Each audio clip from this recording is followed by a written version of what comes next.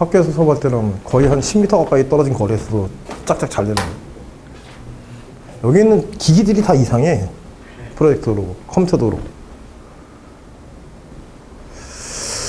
그래서 지금 교재 107페이지 연습문제 3번에서 거리의 고배 함수가 일정하다는 것에 대한 조건으로부터 문제에 주어진 조건의 K 조건, 고리 곱이 이제 K 조건에 대한 알스타 관계식이 중요하게 되는데 R의 4제곱, 알스타 관계식을 정리해서 보게 되면 결국 R의 4제곱에 마이너스 2R의 제곱에 코사인 세타, 그치? 그래서 코사인 2세타 마이너스 K제곱 플러스 1 이퀄 제로가 이렇게 정리될 거예요. 비슷하게 나왔어?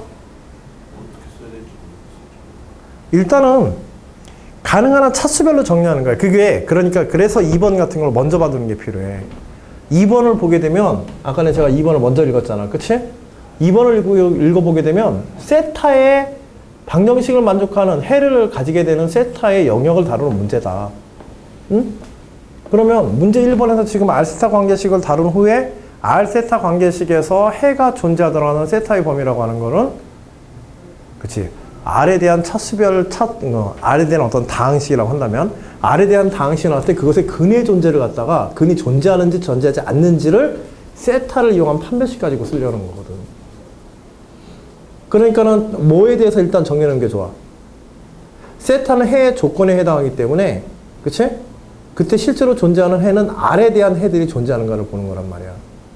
그래서 앞에 문제를 갖다가 R에 대한 차수별로 정리하는 게 1번 문제 결과를 R에 대한 차수별로 정리하는 게 필요하다라고 이렇게 경험적으로 요거는 조금 알고 있으면은 정리의 방향이 정해지지. 물론 1번 답 자체는요.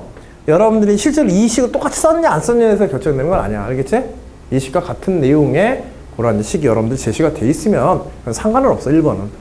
알겠지? 응? 그리고 이제 코사인 2세타로 이렇게 정리되어진 식이 아닐 수도 있는데 그런 것들도 별로 지장은 없고 가능하면 이제 코사인이나 사인의 곱들이라든지 합들로 되어 있는 식들은 식을 최대한 이제 간단하게 만들어주는 거는 정리할 때 하나의 습관이야. 마치 차수별로 우리가 정리하듯이. 알겠지? 그런 요령은 조금 알아두시고 문제와 연결성을 생각해서 이건 이렇게 만들어 놓은 거야. 그치? 자, 그 다음에 문제 2번에서는 D1 곱 D2가 뭐다? 루트 2분의 1이다 라는 조건을 줬었을 때 실제로 이것을 만족하는 건다는 것은 이것에 해가 존재하도록 한다는 얘기지. 그치? 해가 존재하도록 하는 세타의 범위를 구하여라. 근데 지금 이게 R세타 방정식이잖아. 1번을 이용하게 되면. 그치?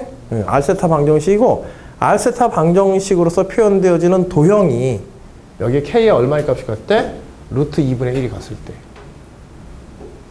이런 식으로 이제 들어갔을 때. 즉 여기가 뭐가 되어지는 거야? 2분의 1의 값이 이렇게 들어갔을 때. 그치? 플러스 2분의 1이 이렇게 들어갔었을 때 R의 4차식이지만 R의 4차와 R의 제곱. 그치? 그리고 상수항 이렇게 구성되어 있기 때문에 이걸 갖다 이제 우리가 방정식화해서 우리가 풀어볼 수 있겠지. 그치? 판별식으로서. 그리고 그렇게 판별식은 결국 뭐에 대한 조건으로 나오게 돼? 이 세타에 대한 조건의 관계식으로 나오게 되고 그 세타에 대한 조건의 관계식의 부등식의 영역이 되겠지. 세타에 대한 어떤 삼각함수의 어떤 영역으로 표현되어지게 되고 그 삼각함수의 영역 내에서는 결국 이 방정식을 만족하는, 그치? 요 조건과 요 방정식을 만족하는 R이 존재할 수 있다는 얘기죠. 그쵸? 그 세타의 영역과 R의 방정식을 만족하는 이제 R의 값들이 존재할 수 있다. 이런 조건이 되어지니까 그거 자체는 뭐 그렇게 사실 뭐 어려운 것들은 아닌데 여하튼지 요거에 이제 판별식을 써보면 R의 제곱을 일단 치환하고 R은 플러스 마이너스의 값을 가질 수 R은 이제 플러스 마이너스의 값을 가질 수 있고 일단은 치환해서 보게 되면 결국 판별식은 어떻게 되게 돼? B제곱 마이너스 그치? 코사인 2세타의 제곱 마이너스 2분의 1 그치? 그리고 이때 코사인 제곱 마이너스 2분의 1이라고 하는 게 값이 어떻게 되어져? 양이야, 음이야?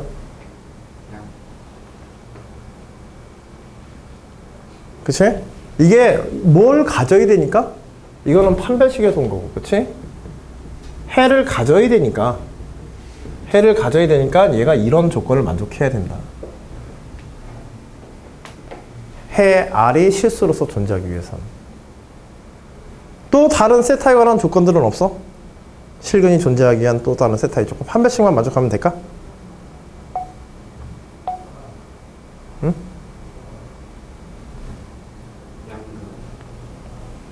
이제 근의 합과 근의 고백하는 2차식으로서 근의 합과 근의 고백하는 뭐 조건들 여기에 붙어 있지. 개수들로서. 그치? 근데 근의 합과 고백하는 뭐 개수는 사실 여기서는 뭐 별 의미는 없어. 그 개수를 이제 조사해 보게 되면 그 개수를 이제 실제로 이제 존재한다는 것을 이제 확인하기 위해서 그 내용들은 이미 여기에 다 포함되어 있거든. 그런까지 조사하더라도 실제로 이 범위 내에. 그래서 여기서는 이제 판별식만 다뤄도 큰 문제는 없습니다. 그러면 이제 세타의 범위 나오지 이것만 가지고도, 그치? 코사인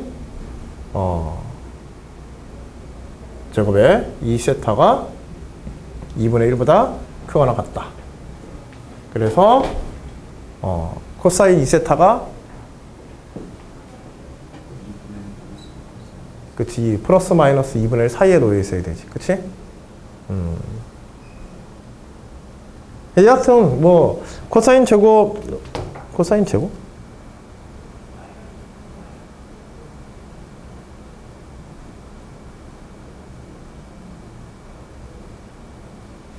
그렇지? 코사인 2세타가 그렇지 루트 2분의 1보다 이렇게 큰 조건을 이제 만족해야 되고, 코사인 2세타가 마이너스 2분의 1보다 작은 영역에 대해서는 우리가 신경 쓸 필요 있을까 없을까? 큰 영역에 대해서 넘어가면 어차피 크다. 그렇지? 코사인 2세타가 루트 2분의 1보다 크거나 마이너스 루트 1보다 작아야 되겠지. 그치? 근데 마이너스 루트 2분의 1에 대해서 우리 신경 쓸 필요 있어 없어? 없어. 왜냐면 우리는 지금 R제곱을 갖다가 치환해서 봤기 때문에 방정식이 전부 다 무슨 값을 가지게 돼?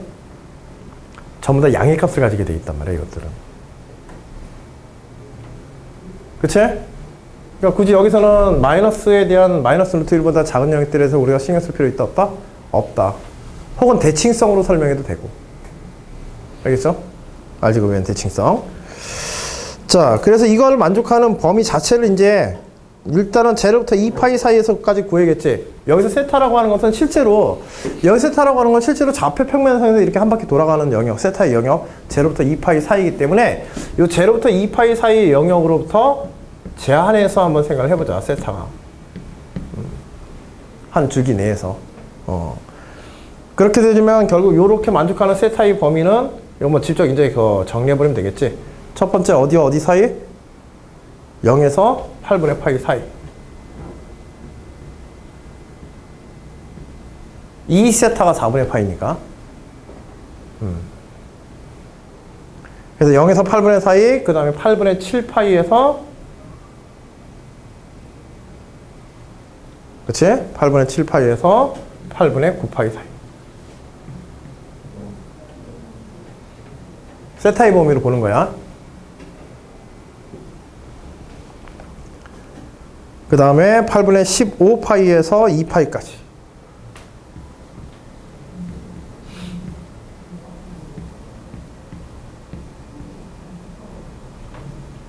자, 이러한 영역들에서만 이제 존재하는 거지. 그치? 실근들이. 그래서 이 부등식의 판별식이 0 이상이어야 되고, 그로부터 세타의 범위를 구하고, 원점으로부터 이 세타의 범위 내에서만 실제로 R이 실수로서 문제에서 얘기하는 문제의 조건을 만족하는 점들이 존재한다.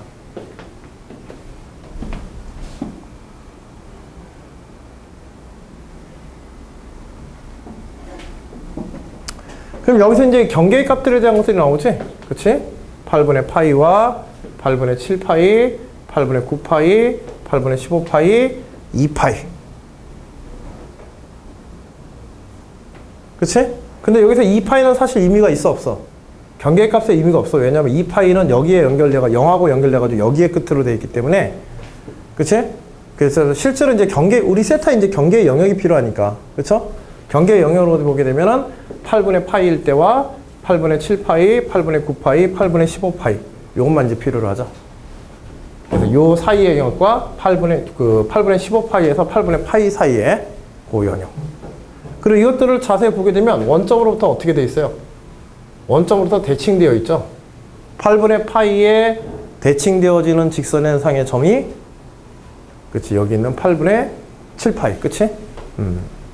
파이만큼 더하여서 8분의 7파이.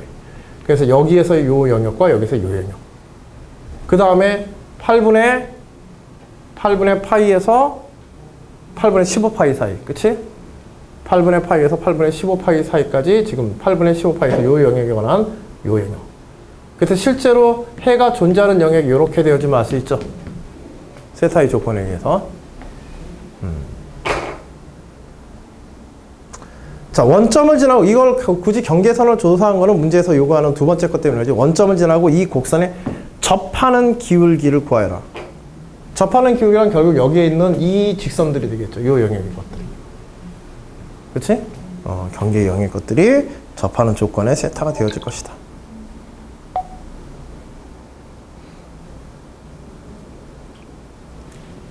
근데 실제로는 뭐 이 직선과 이 아래쪽에 이 반대편에 서로 대칭되어 있기 때문에 실제로 직선은 두 개지. 그치?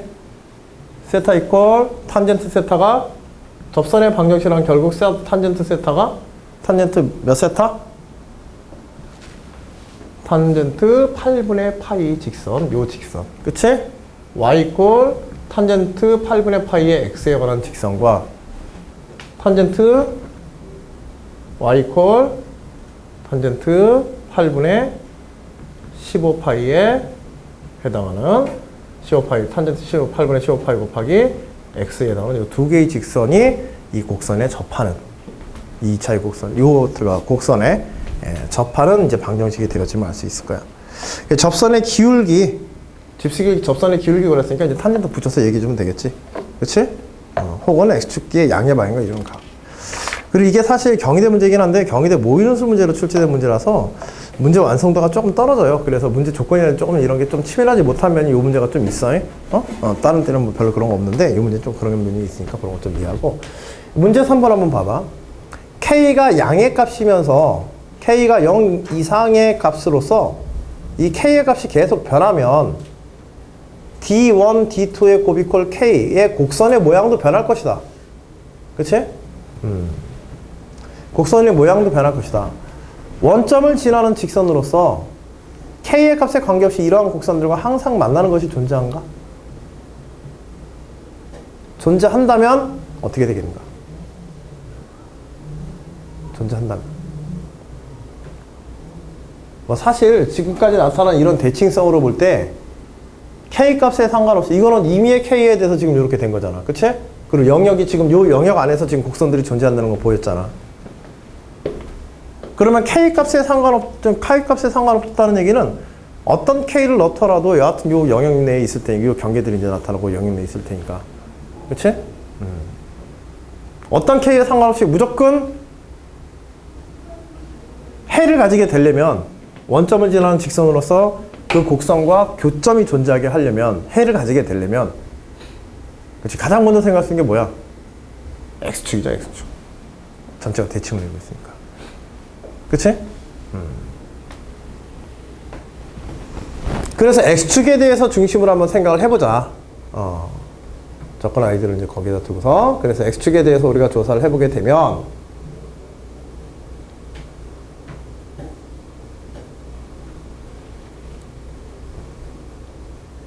X축에 대해서 조사를 해봤는데 이제 실제로 그렇다는 걸 설명해서 이제 나중에 뭐만 설명하면 되냐면 극한을 한번 생각해봐. K 값이 점점 작아지게 되면 어떻게 될지.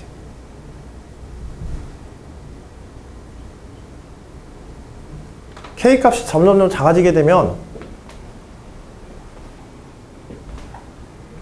K 값이 점점 작아진다는 얘기는 D1, D2의 곱이 K니까 D1이나 D2 하나 중에 한 값이 어디로 수렴한다는 얘기야?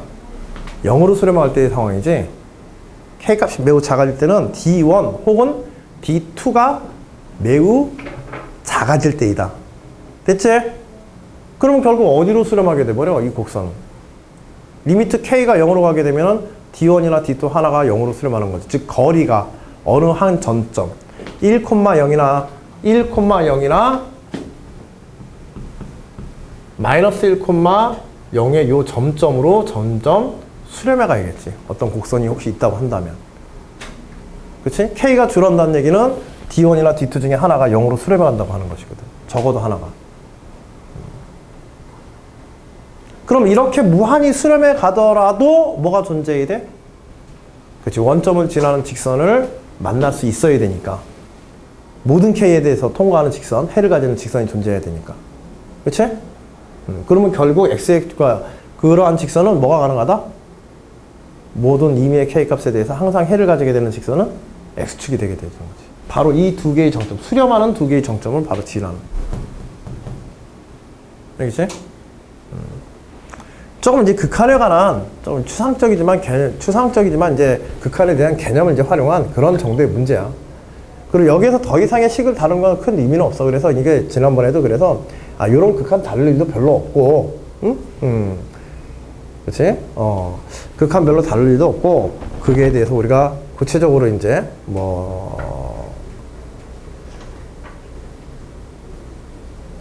그렇지? 구체적으로 그 해를 갖다 구해야 될 이유도 문제에서 요구는 하지만은 특별히 필요는 없기 때문에. 그러면 실제로 어느 점에서 만나는지도 얘기해 볼 수 있겠지. 곡선과. 거꾸로 이번에 뭘 하면 돼? y 이퀄 제로를 갖다가 최초의 r 세타 xy 관계식이지 이거는. 최초의 xy 관계식에다가 x 이퀄 y 이퀄 제로를 대입해 버리면 그때 나오는 x의 값이 실제로 교점이 되고 그 교점이 이제 실제로 존재한다. 그 곡선상에 존재한다. 그거 설명해 주면 이제 완전히 끝나게 되는 거거든. 여기까지 X축이 K값에 상관없이 모든 곡선들을 통과할 것이다 라는 건 여기까지는 유추야. 극한적 개념상은 단순한 유추였단 말이야. 엄밀한 증명이 아니라. 그러니까 그렇게 유추된 결과에 따라서 뭘 해보자? 실제로 y 이퀄 제로를 갖다가 1번에 x에 관한 식에다가 xy 관계식에다가 y 이퀄 제로를 대입해서 x 좌표를 직접 구하고, 그치? 그 x 좌표를 이제 직접 구하여 보게 되면은 K값에 대해서 그 교점의 이제 좌표들을 우리가 플러스 마이너스 루트 1 플러스 K의 0. 마이너스는 왼쪽의 영역에서 만날 테고, 그치? 만나는 점일 테고, X축상에. 그 다음에 플러스인 경우는 지금 X축의 양의 방향에서 지금 만나는. 그래서 교점까지도 이렇게 얘기해 볼 수 있겠지. 자, 특별한 문제는 아니다. 다만 이제 형식이 조금 새롭게 이제 나왔으니까 이런 것들을 해석하는 건 이건 어렵게 나올 수가 없어. 거기에 주어진 개념이 교과적인 개념이 아니고 새롭게 정보를 주는 개념이잖아. 이거 사실 유형 때문에 여기다 실어놓은 건데 제시문에서 새롭게 어떤 수학적 정의를 내리고 있는, 교과를 벗어나서 새롭게 정의를 내리고 있는 문제를 다룰 때는 기본적으로 문제에서 1, 2번부터 해가지고 1번부터 해가지고 차례대로 그 개념의 이해가 제대로 됐는가 하는 것 계산하는 예제의 문제들로 거의 대부분 다 구성돼. 그리고 마지막에 이제 거기에 지금 극한 문제와 같이 이렇게 어떤 이론적인 그런 요소를 이제 도입되어서 조금 더 이제 확장하는 그런 형태로 이제 가게 되는 거고. 부지런히 그 개념에 대한 이해와 정의된 식에 따라서 그냥 계산하고 그 의미를 우리가 해석하고 찾아내는 문제로 생각하면 된다. 이런 문제들은. 자, 지난 시간에 연습예제 4번에 관한 이야기도 잠깐 하지 않았나? 그치? 하다가 아마 말았던 것 같은데. 연습예제 4번. 공간 도형의 사형과 2차 곡선. 좌표 공간 R의 3차원 공간에서 실수의 점들로 되어 있는, 실수 좌표계로 되어 있는 3차원 공간에서 어떤 곡선 C가 있는데 이 곡선을 매개변수 T에 관한 함수로 표현하게 되면 x 이퀄 2 코사인 T 플러스 6 사인 T, y 이퀄 마이너스 4 코사인 T 플러스 3 사인 T, T에 대한 매개변수는 말 그대로 z 이퀄 y 6 마이너스 5 코사인 T. 자, 철수는 이 곡선의 모양을 알아보기 위해, 철수가 오랜만에 똑똑한 애로 나오네요.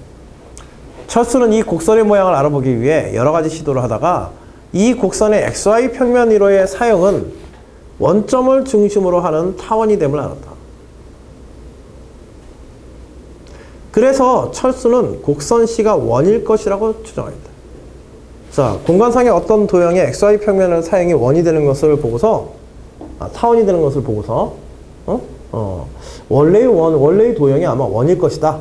이런 식으로 추정했다는 거야. 어떻게 보면 좀 밑도 끝도 없이, 그치? 타원이 타원으로 사용될 수도 있잖아. 그치? 그럼에도 불구하고 얘는 이제 원이라고 추정했다는 얘기야. 자, 문제 1.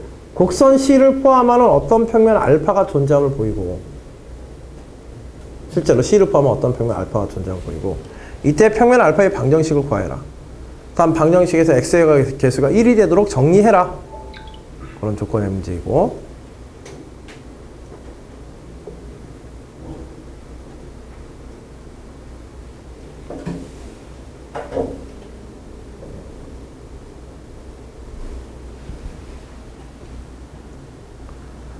자, 그러면 실제로 알파가 존재한다는 건 우리가 어떻게 보일까, 이거?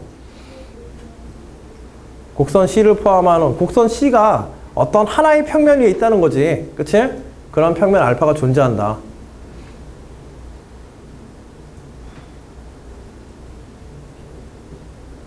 이거 어떻게 보여야 될까? 요거는 상대 기출문제인데 요거는 조금 중요해. 매개변수 타원에 대한, 곡선에 대한 어떤 매개변수 방정식. 여기서는 뭐 지금 우리가 2차 곡선을 쓰고 있지만 사실 공간도형에 대한 성질 문제라든지 이런 데서도 충분히 활용 가능한 그런 형태야. 3차 공간에서의. 그리고 사형의 문제이기도 하고. 종합적인 문제야. 특히 이제 후반부에.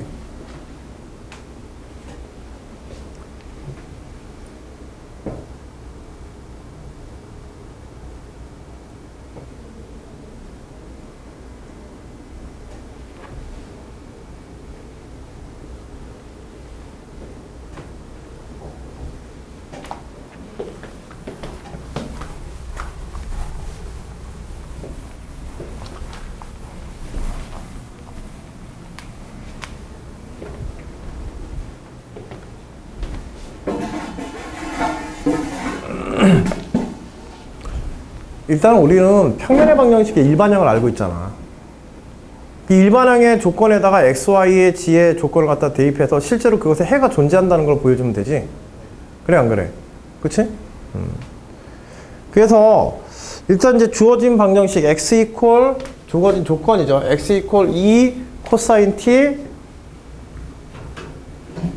플러스 6 사인 t. 그 다음에 y 이퀄 마이너스 4 코사인 t 플러스 3 사인 t. z 이퀄 6 마이너스 5 코사인 t. 자, 평면의 방정식의 일반형을 한번 가정을 해보자. xy z의 1차식으로 되어 있죠? 그치? 그래서 ax 플러스, 자, 평면의 방정식이 존재한다면 이와 같은 형태로 존재할 테니까. 그치? 만일 존재한다고 할 때 각각을 직접 이 xy z에 관한 식을 넣어서 정리를 해보게 되면 결국은 t에 관한 관계식들이 쫙 나오겠지? 그치? 그리고 t에 관한 관계식에서 실제로 그것을 만족하는 t가 실수로서 존재할 조건을 ABC로서 우리가 t가 실수가 되기 위한 ABC의 조합이 실제로 가능하다고 하는 것, ABCD의 조합이 가능하다는 것만 우리가 보여주면 끝나는 거야. 그치? 그래서 일단은 뭐 코사인 t, 사인 t 각각 따로따로 좀 묶어봐야겠다. 그래서 코사인 t로 묶어보면은 코사인 t는 2a, 그치? 또 코사인 t 어디 있어? 여기 있죠? 그래서 요게 지금 b에 곱해지니까 마이너스 4b. 그 다음에 여기에, 그치? 그래서 마이너스 5c. 요게 코사인 t로 묶일 때고. 그 다음에 사인 t로 묶이는 것들은 어디에 있어?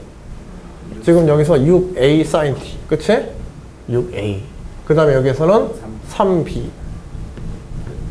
그 다음에 마지막에는 없네. 그래서 요게 사인 t로 묶이게 되고. 자, 마지막에 이제 상수분으로 나오는 것들이 있나? 요것밖에 없네. 그치?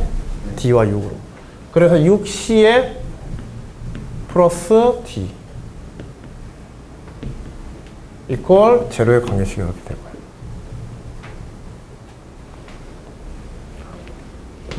일단은 결국은 뭐가 어떤 상태의 것이 존재하는가에 대한 뭐 존재 명제는 여러 가지가 있지만 가장 기본적인 거는 해 집합이 존재하는가, 그렇지?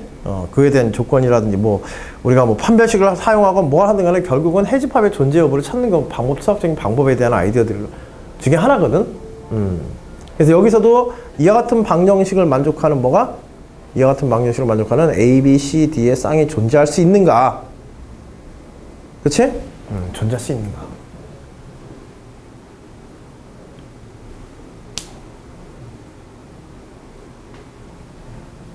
그러면 2A-4B-5C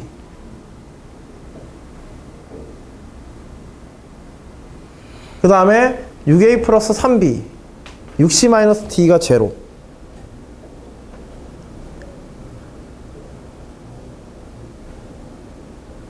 그리고 이것들이 t의 값에 상관없이 지금 0을 만족해야 되지, 그치? t가 어떤 값이 되어든지 여하튼 곡선 C는 존재해야 되잖아. 그래, 안 그래? 주어진 조건에서 t가, 결국은 이것도 중요한 해석이야. 결국 이 t, c가 존재한다고 하는 것은 주어진 x, y, z에 대한 t에 대한 매개변수가 매개변수의 식을 만족하면 무조건 한 평면 위에 곡선 C가 있게 된다. 이 얘기잖아. 그러면 결국 이거는 t에는 관계가 있는 거야, 없는 거야? 그렇지. 임의의 t의 값에 대해서도 항상 곡선 C가 대응해서 존재할 테고 그 곡선 C가 하나의 평면 위에 있어야 돼. 그럼 이것들이 뭐에 관계없이 성립해야 돼? 중요한 게 그쵸. t에 무관하게 성립해야 돼.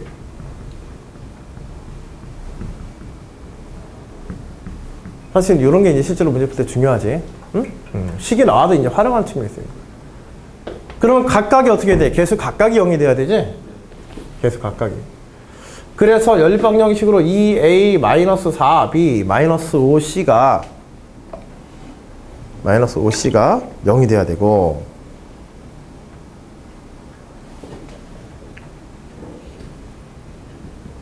그 다음에 6A, 2A 플러스 B가 0이 돼야 되고 그 다음에 6C 플러스 D가 0이 돼야 돼. 자, 근데 미지수는 3개인데 지금 방정식도 3개, 미지수는 4개인데 방정식은 3개지? 그러니까 우리가 할 수 있는 최선의 작업은 뭐야?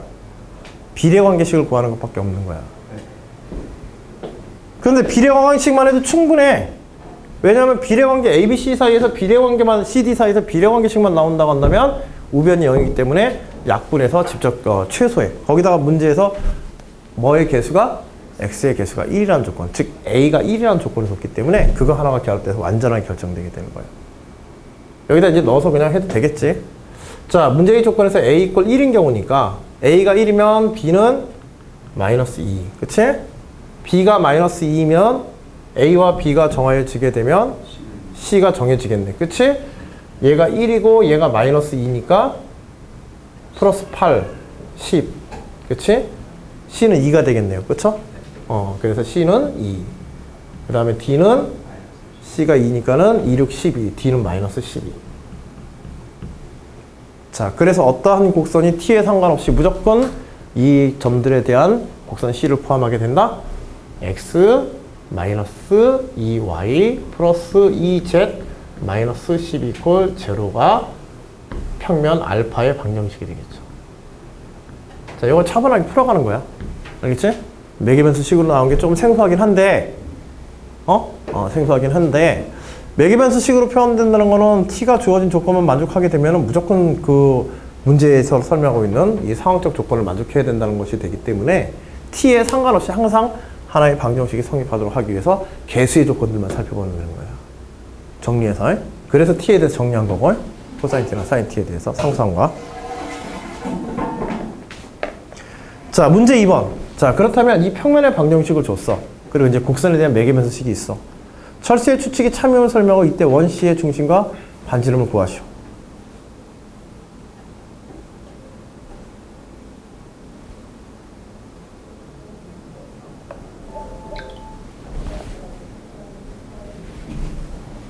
철수의 추측이 참여면 어떻게 설명했을까, 이거? 이건 아이디어 문제야.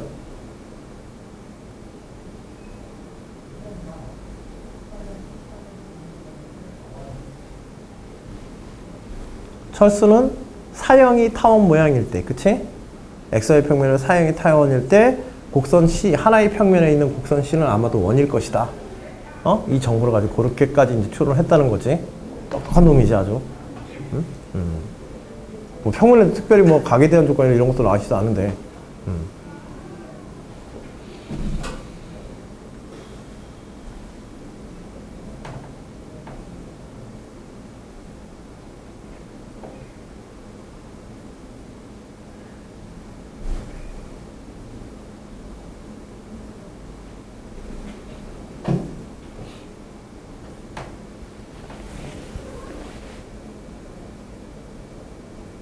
이게 만일 원이라면 제시문을 잘 읽고 제시문 마지막 번을 잘 읽어보면 만일 이게 원이라면 원의 중심이 어디에 있어야겠어?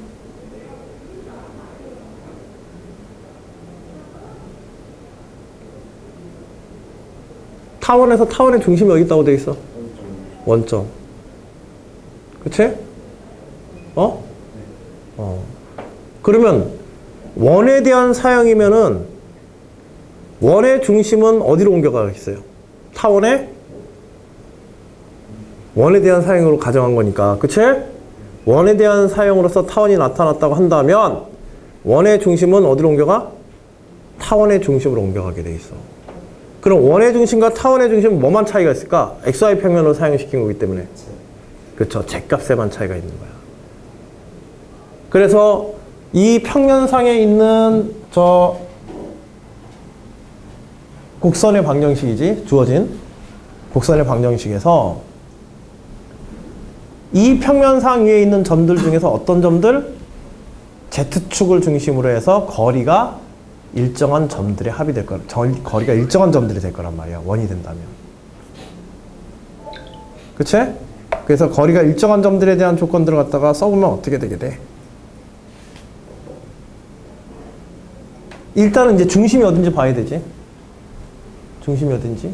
중심이 어딘지 알아보려면 저기다가 요 방정식에다가, 그쵸?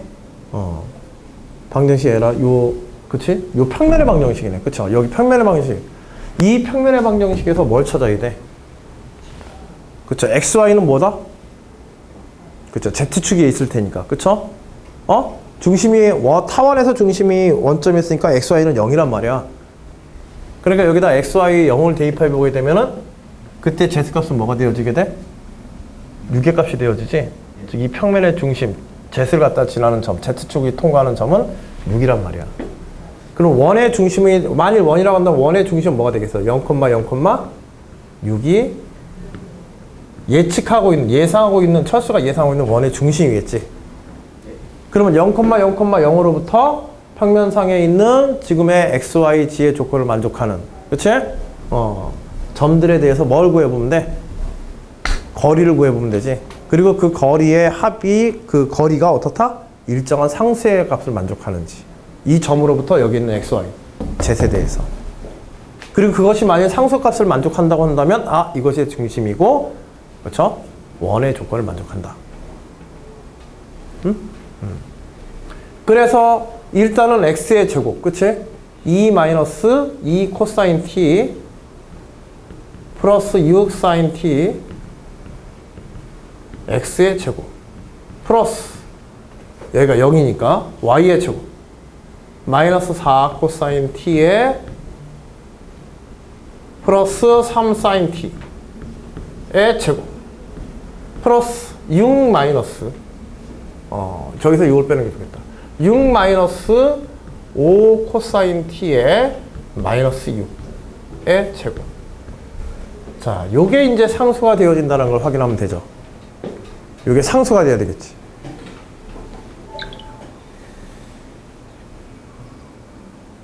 이제 전개하고 정리하는 거야. 응?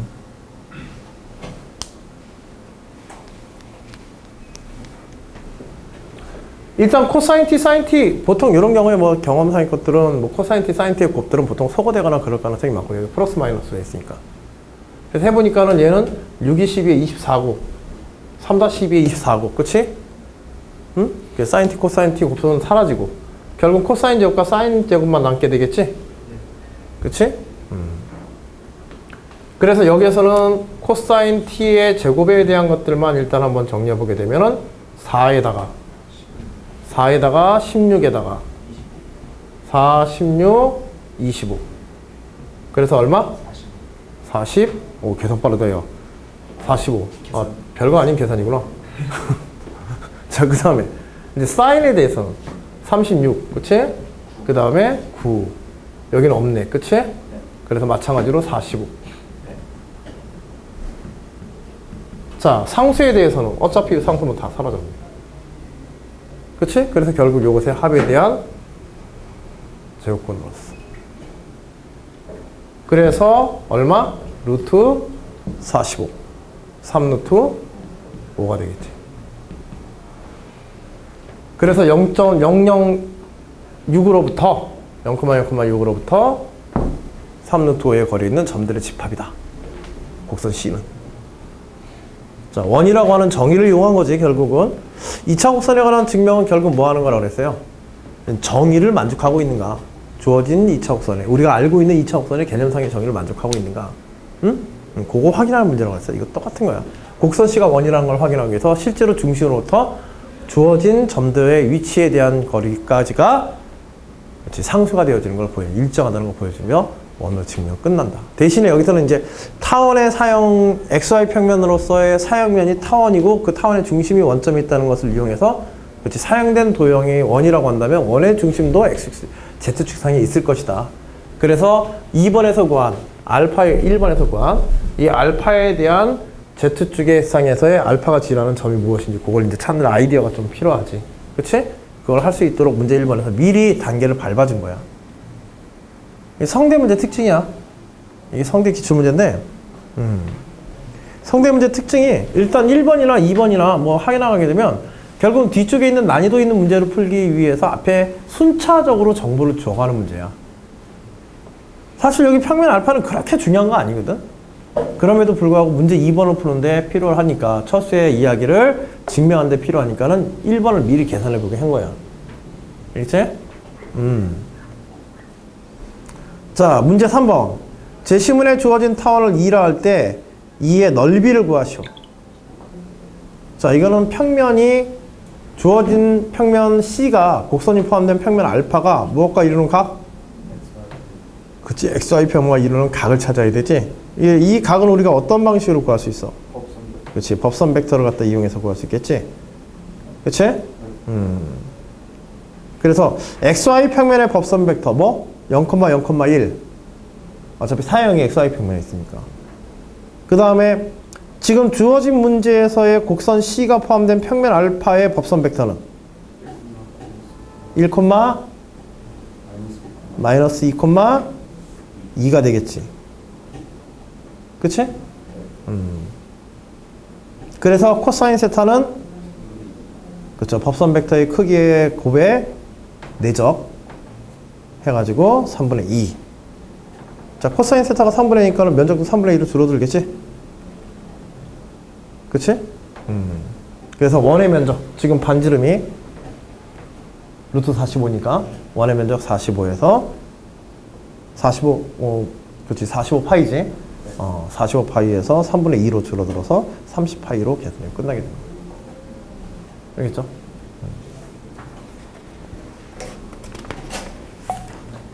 자, 뭐 조금 이제 뭐 복잡하게 뭐 얘기를 하긴 했는데, 뭐 사실 2차 곡선의 문제들은 그 문제에 대한 그 뭐 흐름이라는 게 결국 2차 곡선에 관한 정의들을 성질도 성질이지만 사실 성질보다는 그 정의에 관한 문제들이 정의 자체를 활용한 문제들이 상당히 중요한 문제들로 다루어지고서 있고 그 증명 문제라든지 이런 것들. 이제 이것들이 요 하나로만 출제되어지기보다는 뭐 2차 곡선에 대한 뭐 적분 문제, 그 다음 2차 곡선과 원의 관계, 이렇게 좌표 평면에서 2차 곡선과 원, 타원과 포물선 뭐 이런 상호관계들 있잖아.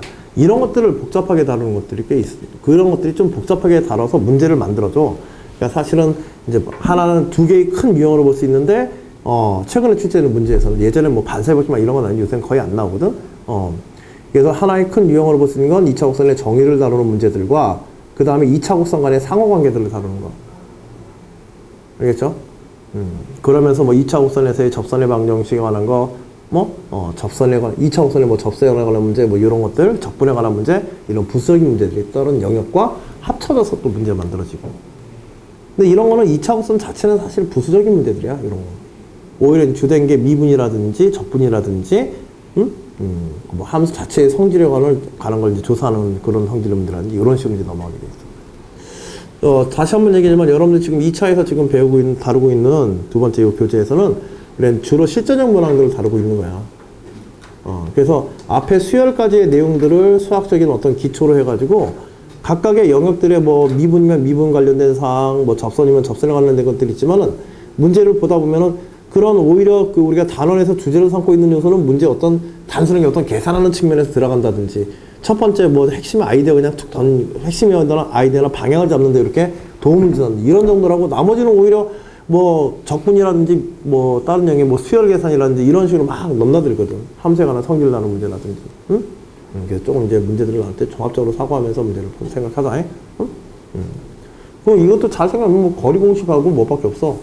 사실 이거는 뭐 미분이라기보다는 그렇지 공간도형의 성질에 관한 문제들거든 결국. 자, 잠시 쉬었다가 거의 기하 벡터로 들어가서 우리가 예시의 문제들을 갖다 조금